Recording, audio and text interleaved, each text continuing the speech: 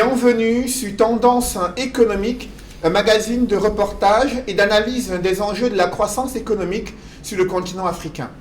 2 mois après l'éclatement de la pandémie du coronavirus au Cameroun, des chefs d'entreprise ne cachent pas leur inquiétude. L'impact négatif se fait ressentir à tel point que la majorité des PME affectées a vu son chiffre d'affaires dégringoler de plus de 20%. 53% des entreprises impactées ont mis en congé technique la plupart des employés et le Fonds monétaire international révèle que la croissance du PIB réel connaît une chute historique au Cameroun du fait de la pandémie du coronavirus et la baisse drastique des cours du pétrole sur le marché international.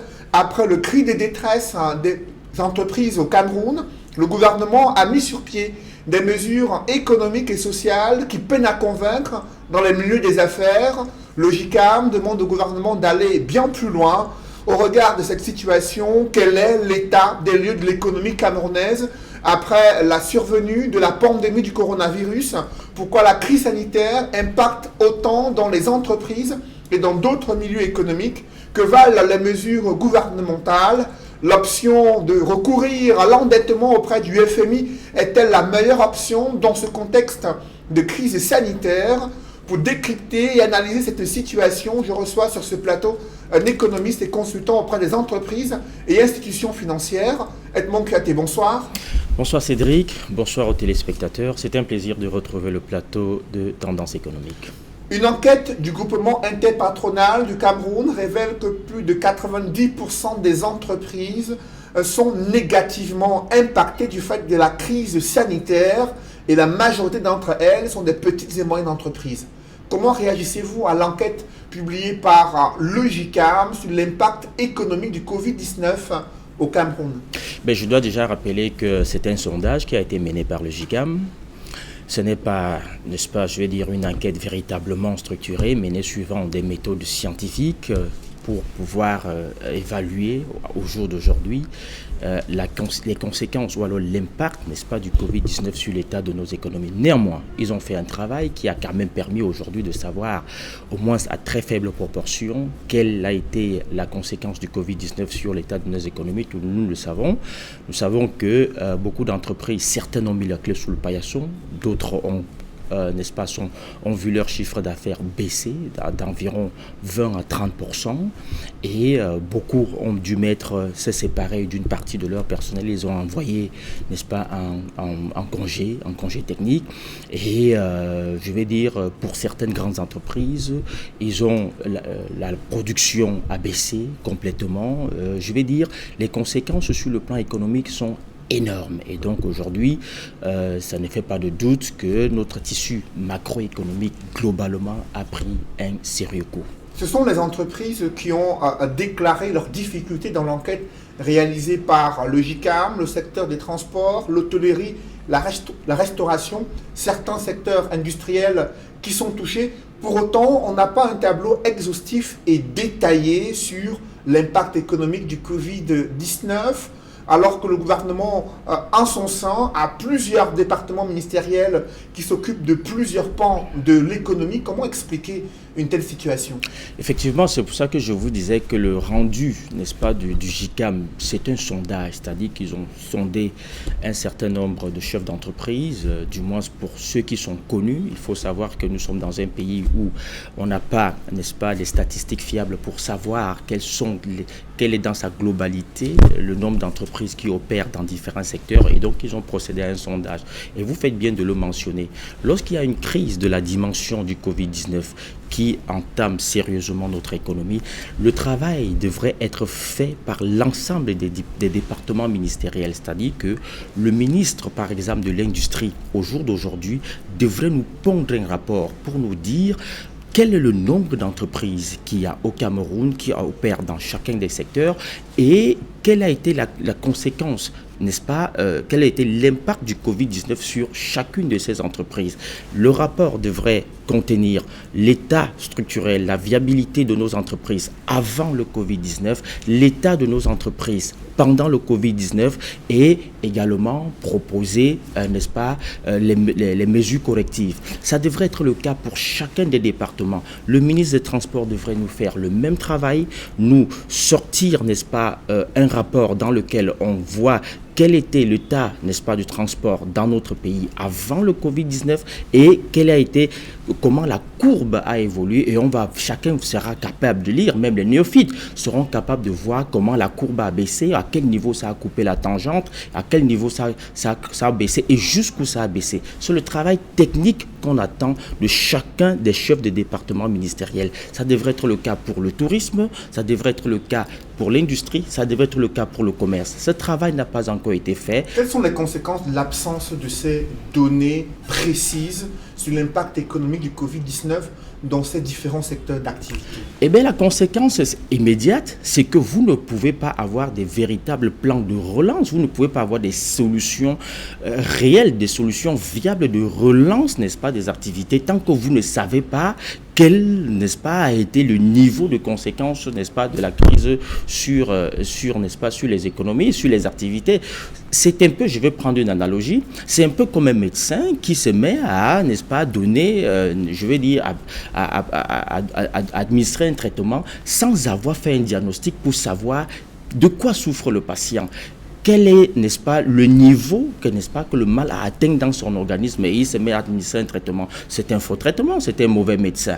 Le bon médecin commence déjà par faire un diagnostic pour savoir de quoi souffre, n'est-ce pas, le patient, jusqu'où est-ce que le mal a rongé le patient, et à partir de ce moment, il va se connaître, même en termes de dose, quel est, n'est-ce pas, le traitement à administrer à ce patient. Voilà la conséquence immédiate, c'est que les conséquences les mesures de relance ne seront pas à la hauteur, n'est-ce pas, des conséquences, je vais dire, de l'impact, n'est-ce pas, de la crise sur l'état de nos activités. Edmond Katé, dans son diagnostic, le GICAM précise que ce sont les petites et moyennes entreprises qui sont le plus impactées négativement du fait de la crise sanitaire liée à cette pandémie du coronavirus. Ils insistent sur les tensions de trésorerie dans plusieurs entreprises qui pourraient mettre la clé sous le paillasson d'ici les prochains mois si rien n'est fait pour les accompagner durant ces moments difficiles. Comment comprendre l'impact du Covid-19 sur l'activité économique au Cameroun?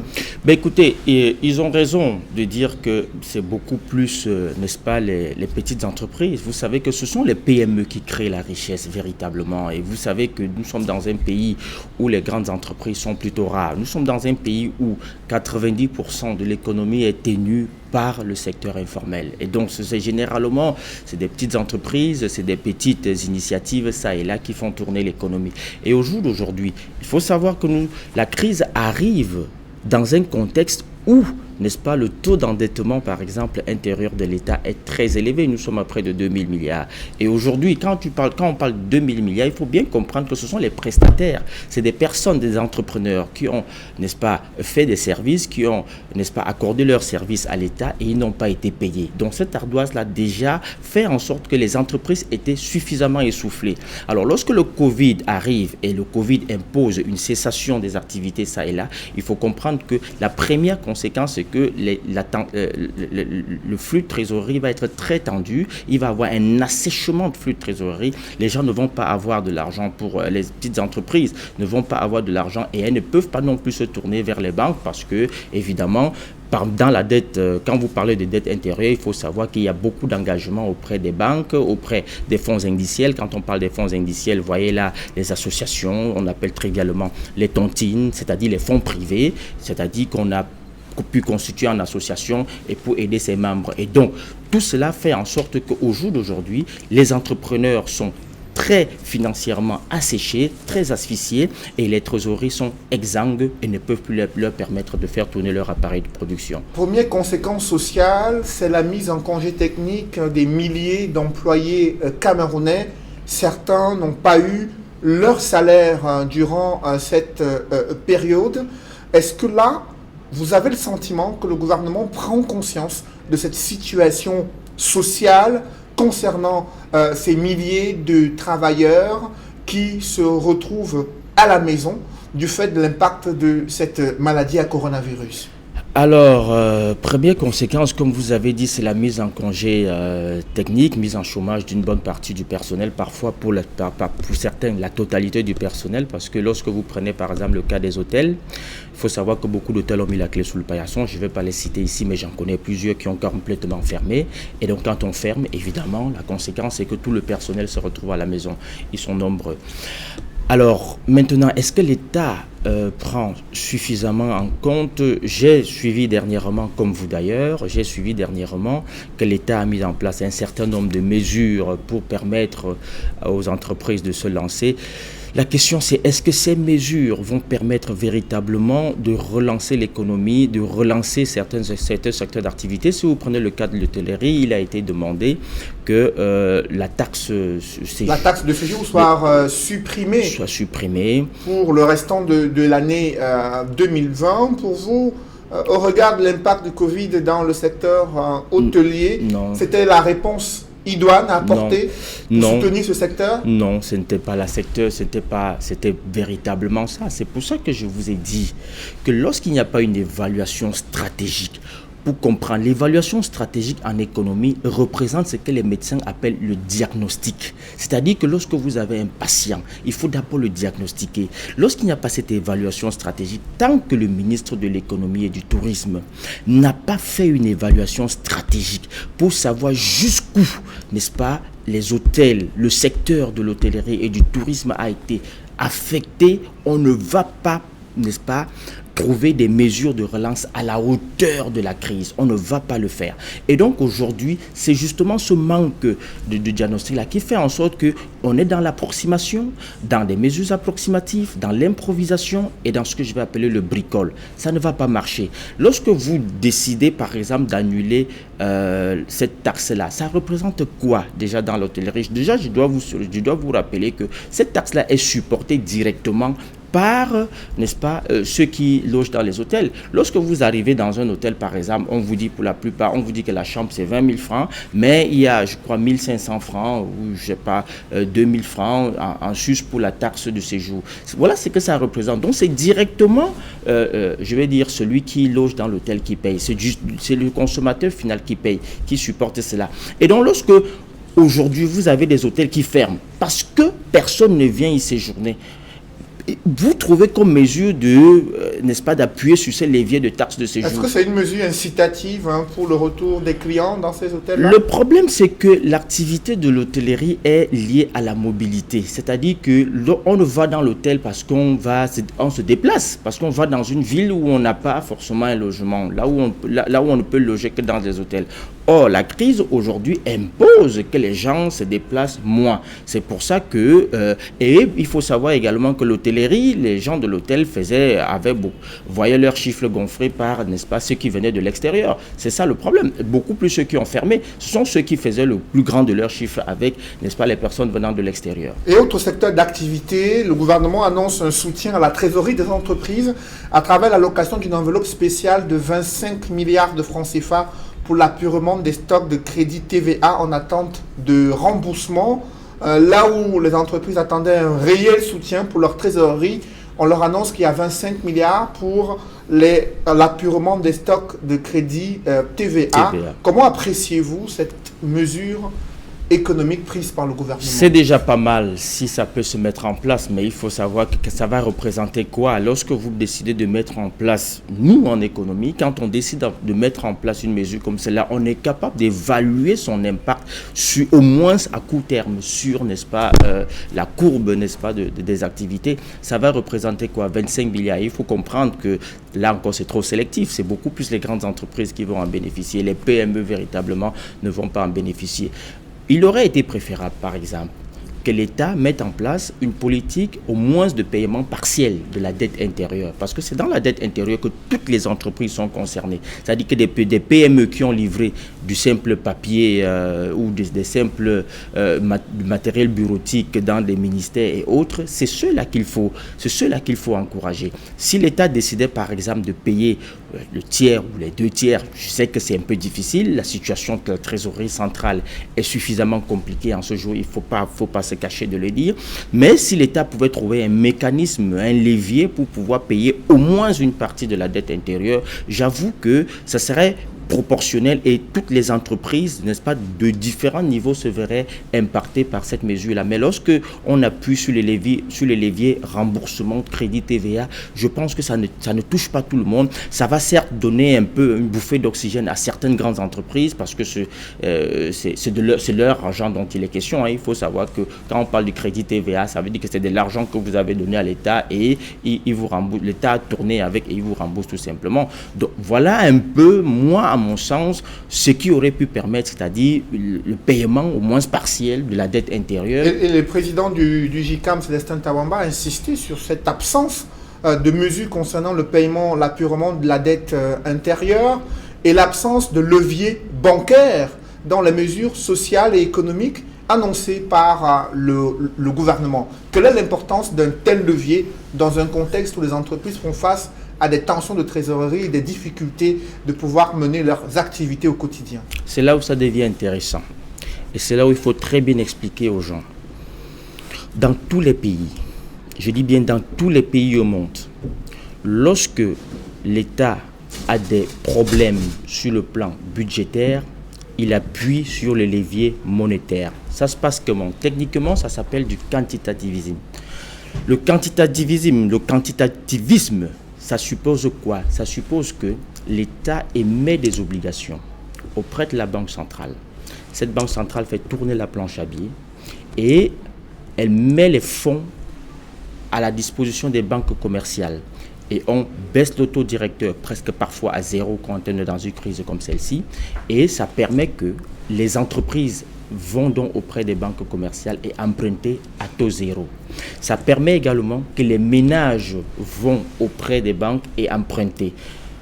Et de cette façon, on a la possibilité de faire une relance des activités sur les 2 pans de l'économie, c'est-à-dire une relance par l'investissement, parce que les entreprises vont emprunter de l'argent et beaucoup d'argent, ça va leur permettre de renforcer leur outil de production, d'investir pour renforcer leur outil de production, tant sur le plan qualitatif que quantitatif. Ça va également permettre d'augmenter le pouvoir d'achat des ménages et qui vont consommer. Parce que l'économie, si vous voulez, c'est 2 piliers. C'est production, c'est consommation. Les 2 doivent aller de pair. Si vous produisez beaucoup et qu'il n'y a personne pour consommer, c'est un problème. Si les gens veulent consommer et qu'il n'y a rien pour acheter, c'est un problème. Et donc, c'est un peu sur ces leviers-là que l'État devrait jouer. Mais ayons le courage de le dire. Le Cameroun, et comme beaucoup d'autres pays, comme tous les pays de la zone CEMAC, ne peuvent pas appuyer sur ces leviers monétaires. Donc, ils ne peuvent pas activer ces leviers bancaires parce que quoi? On n'a pas de banque centrale. Ne nous cachons pas. Justement, mais il y a eu la Banque des États d'Afrique centrale au terme d'une réunion extraordinaire concernant la gestion du Covid-19 qui a annoncé qu'elle va mettre à la disposition des banques près de 500 milliards de francs CFA pour les accompagner dans le cadre de la gestion des économies, le soutien aux économies de la sous-région Afrique centrale pour une population de plus de 50 millions de personnes dans 6 États membres, 500 milliards de francs CFA au secteur bancaire. Qu'est-ce que ça représente concrètement? Premièrement, il ne faudrait pas qu'on soit dans la rigolade quand on parle des choses sérieuses. Il faut que la BEAC arrête de divertir les gens. Ça, c'est de la diversion. La BEAC n'est pas une banque centrale. La BEAC, c'est une excroissance de la Banque de France, qui est en réalité l'autorité monétaire du franc CFA. Parce que le franc CFA, ce n'est pas une propriété de la BEAC, c'est une propriété de la France. Et donc, ce n'est même pas la BEAC qui décide de la masse monétaire en circulation, dans nos économies. Mais au sein de la BEAC, ils disent qu'ils ont la possibilité, à travers certains leviers, d'injecter de l'argent dans les différentes économies. Est-ce que ces 500 milliards, pour vous, représentent un montant suffisant pour pouvoir accompagner, relancer les économies dans les différents pays d'Afrique centrale? C'est pour ça que je dis qu'il faut éviter la rigolade lorsque nous parlons des sujets sérieux et que la BEAC arrête de nous divertir. 500 milliards de francs représentent quoi pour 6 pays qui ont vu leur économie, qui ont subi des secousses? L'onde de choc a été sérieux sur leurs économies. 500 milliards de francs, ça représente quoi? Si vous divisez par 6, le ratio c'est quoi? Ça veut tout simplement dire que personne n'a même 100 milliards de francs. 100 milliards de francs représente quoi? Parce que si vous prenez 500 milliards, vous divisez par 6, le ratio c'est que chaque pays va recevoir au moins 90 milliards. Et comme c'est une répartition proportionnelle en fonction, n'est-ce pas, du tissu, de l'importance du tissu macroéconomique de chaque pays, ça veut dire que le plus grand pays va recevoir tout au plus 150 milliards. Que représente 150 milliards pour relancer les activités? Si vous prenez le Cameroun, une seule entreprise comme la CDC, qui est le deuxième grand employeur, qui est le deuxième employeur après l'État, demande 70 milliards pour relancer ses activités. 70 milliards, ça c'est une seule entreprise. Ça veut dire que si vous touchez plusieurs entreprises comme ça, vous allez...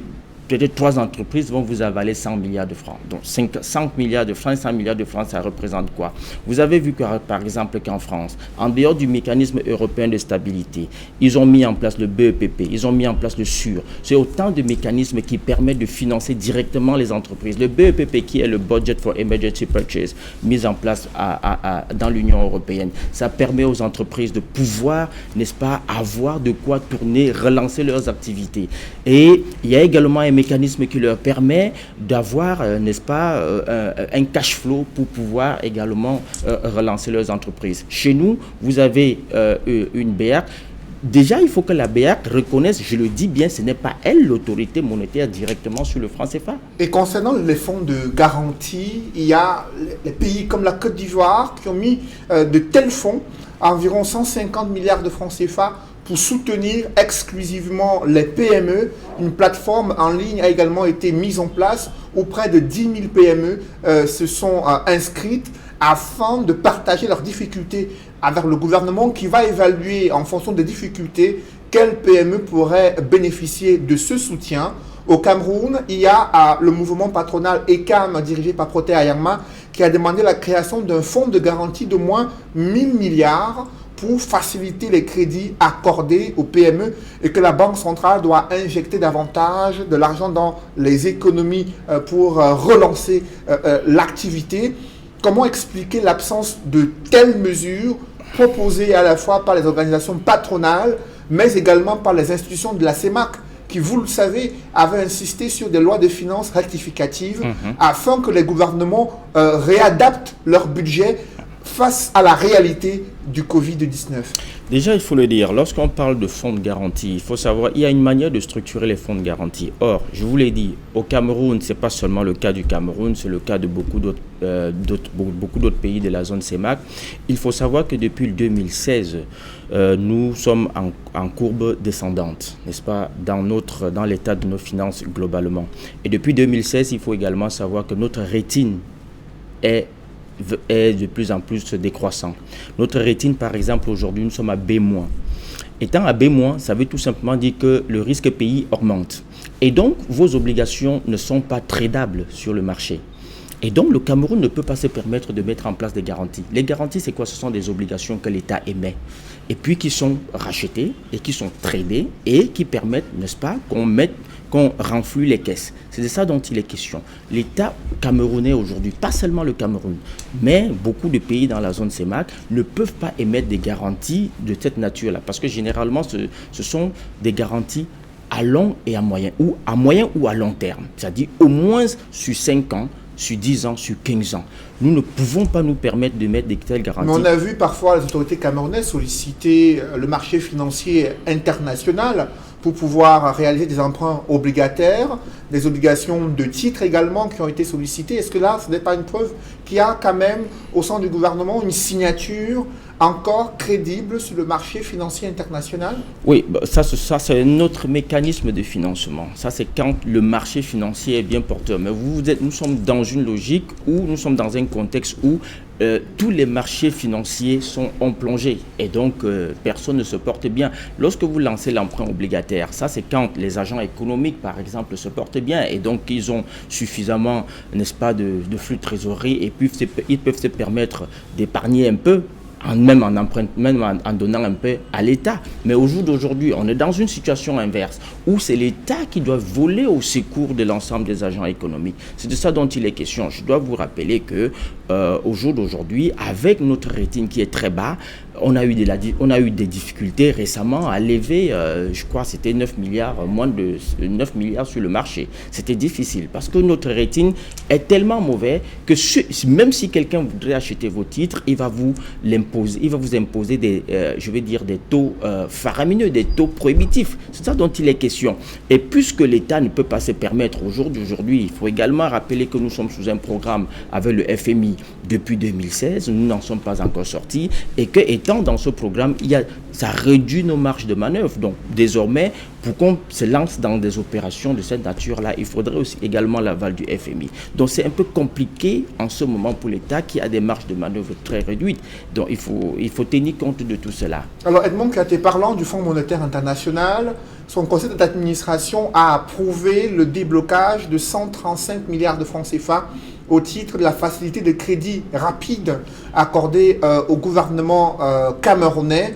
Et dans le communiqué rendu public par le FMI, il révèle que la croissance économique du PIB réel connaît une chute historique au Cameroun du fait de la pandémie du coronavirus qui impacte sur la balance des paiements, également l'impact de la baisse drastique des cours du pétrole. Ce sont des éléments que les Camerounais n'avaient pas encore concernant la situation économique du pays. Chute historique du PIB réel, qu'est-ce que ça signifie concrètement? Chute économique du PIB réel, ça veut dire que notre production décroît. Ça veut dire que nous ne créons plus de richesses. Ça veut dire que nous allons perdre beaucoup de notre production, nous allons perdre beaucoup de notre richesse. Parce que la croissance, c'est quoi? C'est la multiplication des richesses, c'est la création des richesses, c'est la production supplémentaire qu'on fait. Et quand on va baisser, je crois, c'est de 3 points, 3 ou 4 points, si j'ai bonne mémoire. Ça veut dire que si vous prenez par exemple notre PIB qui est aujourd'hui de, je crois, 40 000 milliards, si vous enlevez 4 points, ça veut tout simplement dire que nous perdons près de, je crois, 4 000 milliards. C'est beaucoup, ça représente presque notre budget annuel. Et donc, c'est énorme, c'est drastique.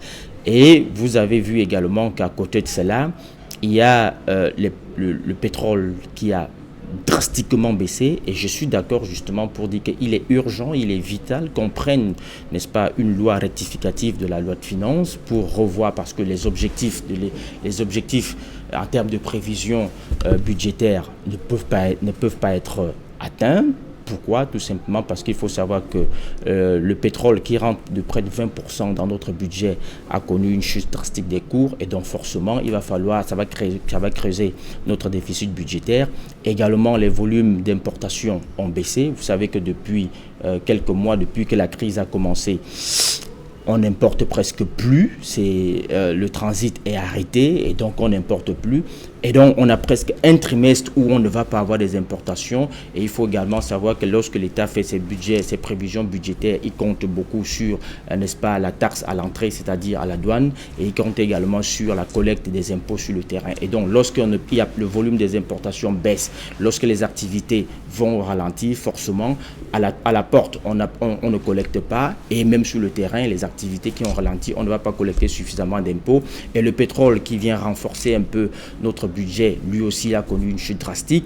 Et donc forcément, notre budget, l'État doit revoir à la baisse, n'est-ce pas, ses prévisions. Ça, c'est automatique. On ne peut pas échapper à cela. La session parlementaire de mars est achevée sans que cette loi des finances rectificative ne soit déposée sur la table des députés, mais le chef de l'État a encore des leviers pour pouvoir y procéder. Cependant, il y a 135 milliards de francs CFA mis à la disposition du gouvernement camerounais pour gérer la balance des paiements. Est-ce que là encore, on est sous superfusion financière? Est-ce que ça permet réellement de répondre aux problèmes urgents qui se posent à la fois pour la gestion de la crise sanitaire et l'accompagnement du secteur privé? Non, il faut dire vrai. Moi, j'attendais à ce qu'à la suite, n'est-ce pas, de cette crise-là, que nous prenions conscience qu'il est temps de changer les paradigmes et de véritablement structurer notre économie et de mettre les piliers véritables de notre économie, sortir un peu du bricole que nous faisons jusqu'à présent. 135 milliards, ça représente quoi? Je vais vous poser une question. Pourquoi la France ne va pas au FMI? La France a subi également les secousses, l'onde de choc du Covid-19. Pourquoi l'Espagne, l'Italie, qui avant même le Covid-19 était structurellement très déficitaire dans son économie, pourquoi elle ne va pas au FMI? Pourquoi le FMI tourne seulement autour de nos pays? On n'est pas les plus endettés au monde. Nous sommes à quoi? Nous sommes à presque 40% d'endettement par rapport à notre PIB. Je crois qu'on n'a même pas encore atteint 40%. On oscille entre 36 et 38%. Pourquoi la France, qui est à 115%, avant le Covid-19, elle était à 98% d'endettement par rapport à son PIB. Et après le Covid, avec, n'est-ce pas, la chute, parce qu'elle aussi, elle va perdre beaucoup de points par rapport à son PIB, elle sera à 115% d'endettement par rapport à son PIB. Pourquoi elle ne va pas au FMI? Pourquoi est-ce que, je vais dire, le Japon, qui est le plus endetté par rapport à son PIB, il y a 250% d'endettement par rapport à son PIB. Pourquoi il ne va pas au FMI? Pourquoi tous ces pays-là ne font pas recours au FMI? Pourquoi c'est nous qui devons aller au FMI? Je vous l'ai dit tout à l'heure. En Europe, par exemple, tout ce qu'ils ont trouvé en fait, au-delà, n'est-ce pas, du mécanisme européen de stabilité qui prévoit quand même une enveloppe de près de, c'est plafonné à 400 milliards d'euros, pour pouvoir aider, n'est-ce pas, les pays à se relever.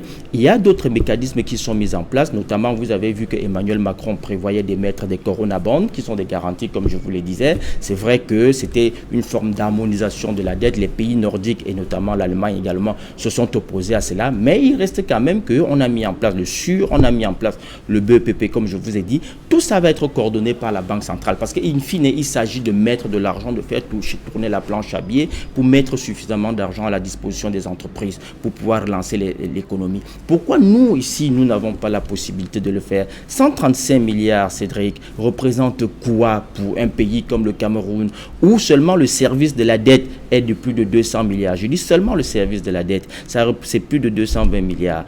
Quel représente 135 milliards pour lancer nos activités? Je vous ai dit que si on fait une évaluation stratégique secteur après secteur, vous verrez, n'est-ce pas, que pour véritablement répondre à cette crise-là, il faut au moins 1000 à 1000 et poussières de milliards si on veut relancer nos activités. Et lorsque vous venez avec une enveloppe de 135 milliards, que représentent les dépenses de l'État seulement mensuelles? Les dépenses de l'État mensuelles, ça représente quoi?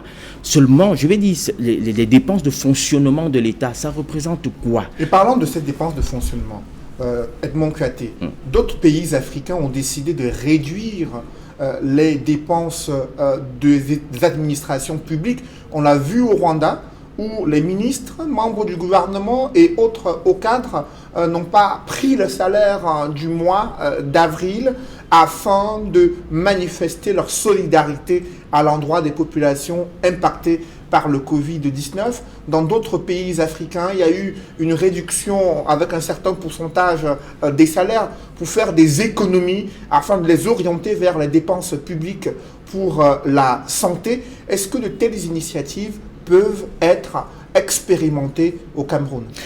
Le Covid-19 appelle à revoir de manière holistique, n'est-ce pas, les politiques économiques en matière de dépenses, en matière d'investissement, n'est-ce pas, dans chacun des pays. Normalement, une initiative comme celle-là, ça ne devrait pas se faire comme ça au pif, mais il faudrait déjà que l'État fasse, n'est-ce pas, une étude globale de sa dépense publique et puis maintenant fasse des coupes budgétaires, voir à quel niveau, sur quel levier on peut appuyer, parce qu'il y a des dépenses, je ne vais pas dire inutiles, mais il y a des dépenses dont on peut se passer et l'État continue de tourner. C'est des choses qu'on devrait faire. Ça devrait obéir à une politique. Il y a un monsieur qui a fait une étude il nous a même d'ailleurs sollicité, je ne vais pas faire de publicité, mais il a publié cela, tout le monde a pu le lire, Pim Bonaventure avec Jean-Pierre Ndongozanga, ils ont fait une étude formidable là-dessus. Si l'État pouvait au moins s'appuyer sur cette étude-là, peut-être en termes d'orientation, l'État verrait Comment, en appliquant seulement même l'étude qui a été faite par M. Bonaventure Pim, l'État verrait comment il peut réduire ses dépenses et comment il peut appuyer sur certains autres leviers pour pouvoir, n'est-ce pas, relancer un certain nombre de choses dans notre activité économique. Mais j'ai comme l'impression qu'il y a des personnes qui ne veulent pas faire le travail pour lequel ils sont là. Je vous ai dit tout à l'heure qu'il est urgent, il est vital que, n'est-ce pas, un diagnostic soit établi dans chaque département, dans chaque secteur. Pourquoi je vous l'ai dit? Parce que vous ne pouvez pas vous lancer dans un plan, n'est-ce pas, de relance économique sans avoir fait le diagnostic préalable. Parce qu'il faut savoir que le Covid-19 est venu en sus d'une crise qui existait déjà, la crise du nozo, et qui agressait déjà suffisamment nos caisses. Je ne vais pas raconter des fardasses en disant aux gens qu'avant le Covid-19, notre économie était structurellement très viable. Non, nous avions déjà des problèmes. Donc le Covid-19 est venu comme un catalyseur, comme un révélateur de l'ensemble des failles qu'il y avait déjà dans notre économie. Aujourd'hui, si nous ne marquons pas un haut là pour pouvoir faire cette évaluation et connaître quel est l'impact du Covid-19 et avant le Covid-19, que représentait déjà notre tissu macroéconomique. Si nous ne faisons pas ce travail, nous faisons de la navigation à vue. Et il faut sortir de cette improvisation, de ces bricoles-là, pour véritablement penser à remettre sur pied une structure économique viable au Cameroun. Je vous dis une chose, j'ai vu parmi les 19 mesures qui ont été édictées par le Premier ministre, il y a une qui a fait grincer les dents. Laquelle? Notamment la levée, n'est-ce pas, de fermeture des bars. La réouverture des bars au-delà de 18 heures. Au-delà de 18 heures. Bars et snack bars et débit de boissons. Ça fait grincer les dents. Mais je vais dire aux gens que c'est une situation que quand moi-même j'ai évaluée, j'ai compris que on ne pouvait pas tenir. Pourquoi, Cédric? Le secteur brassicole aujourd'hui, qu'on le veuille ou pas, est devenu le 3e grand employeur après l'État. Le secteur brassicole. Le premier, c'était l'État. Le second, c'était la CDC. La CDC est morte. Ça veut dire que tous ceux qui étaient à la CDC, des milliers d'employés sont dehors. Et aujourd'hui, que ce soit de manière directe ou indirecte, le secteur brassicole représente le 3e employeur, peut-être le 2e, parce que la CDC, malheureusement, n'existe plus. Le secteur brassicole est devenu le 2e employeur après l'État. Il représente 20% de participation dans l'assiette fiscale de l'État. Alors, aujourd'hui, si vous fermez les bars, on sait très bien qu'en journée, tous les Camerounais vaquent à leurs occupations et que c'est à partir de 18h, n'est-ce pas, que chacun se retrouve qui dans un bar, qui dans un snack. Allez comprendre un peu l'impact de cela. Prenez un bar qui ferme à partir de 18h, et pour la plupart, ils avaient mis presque tout le monde au chômage. Prenez 3 serveuses, prenez un videur, ça fait 4 personnes. Faites fois 1000 bars, ça fait 4000 personnes que vous mettez dans la rue. Ça fait 4000 personnes. Et vous savez très bien que ceux qui ont choisi ce travail de bar, c'est des gens dont la moralité, je vais pas dire, elle n'est pas douteuse, mais à tout moment, il peut facilement basculer de l'autre côté, si tant il est qu'ils font peut-être une semaine sans avoir de quoi manger. Et donc, on courait le risque d'avoir 4000 personnes, 5000, voire j'ai pris seulement un minimum de 1000 bars. Tout le monde sait qu'au Cameroun, c'est près de 5000 bars, 10 000 bars. Et donc, prenez comme ça, vous prenez seulement une personne, vous verrez qu'il y a 10 000 personnes qui retrouvent le quartier. Et maintenant, les activités connexes qui se développent autour de ces bars-là. Je vais parler des femmes qui braisent les poissons, des femmes qui braisent le porc, des femmes qui vendent une caisse de cigarettes. Bref, l'économie de la nuit, l'économie nocturne qui se développait autour de tout cela. Et si vous prenez maintenant qu'avec la crise du nozo, les brasseries avaient annoncé déjà une perte de leur chiffre d'affaires de l'ordre de 30%, même si je ne suis pas totalement d'accord avec ça. Je crois que c'est un peu aussi du chantage. Et si les brasseries menaçaient de mettre en congé technique 2/3 de leur personnel, c'était intenable pour le pays. La question que nous allons nous poser, comment en sommes-nous arrivés là? Comment est-ce qu'on arrive à faire du secteur brassicole le pilier de notre économie, le pilier central de notre économie?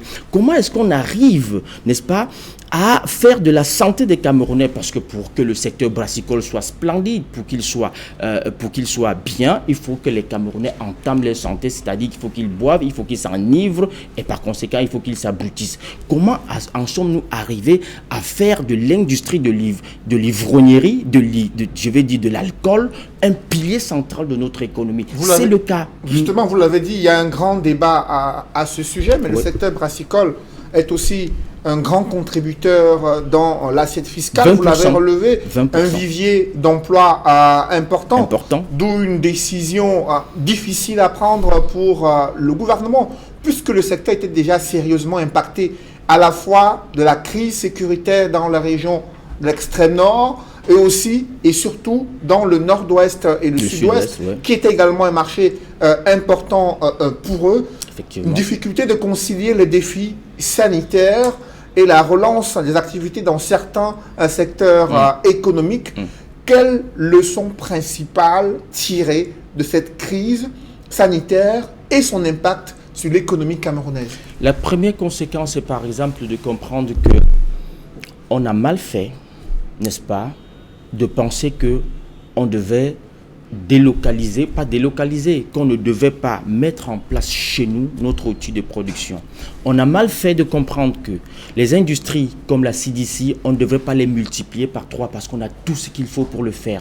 Pourquoi n'avoir pas multiplié la CDC? Pourquoi n'avoir pas renforcé, n'est-ce pas, l'outil de production de la CDC? Aujourd'hui, la CDC ne devrait plus être à exporter le caoutchouc brut. La CDC devrait au moins être en train de transformer les grains de caoutchouc pour les envoyer dans des industries de fabrication de pneumatiques et autres. C'est à cela qu'on devrait aboutir. Au lieu de cela, on a laminé la CDC, elle n'existe presque plus. Deuxième grand employeur après l'État n'existe plus. Alors qu'aujourd'hui, on devrait avoir des exemples comme la CDC, x2, x3, x4. Pourquoi pas? Avec des millions, n'est-ce pas, des millions d'hectares de terres arables qu'on a au Cameroun. Pourquoi est-ce qu'on ne devrait pas le faire? Et donc, la première leçon qu'il faut tirer, c'est que notre économie est mal structurée et qu'il est important, il est temps de penser à restructurer notre économie, de changer les paradigmes, de ne plus dépendre de l'importation, de renforcer l'outil de production locale et de faire en sorte que véritablement il y ait un pouvoir d'achat important pour pouvoir consommer sur place ce que nous produisons sur place. Merci Edmond Kouyaté. Je rappelle que vous êtes économiste et consultant auprès des entreprises et institutions financières. Merci, c'est moi qui vous dis merci Cédric.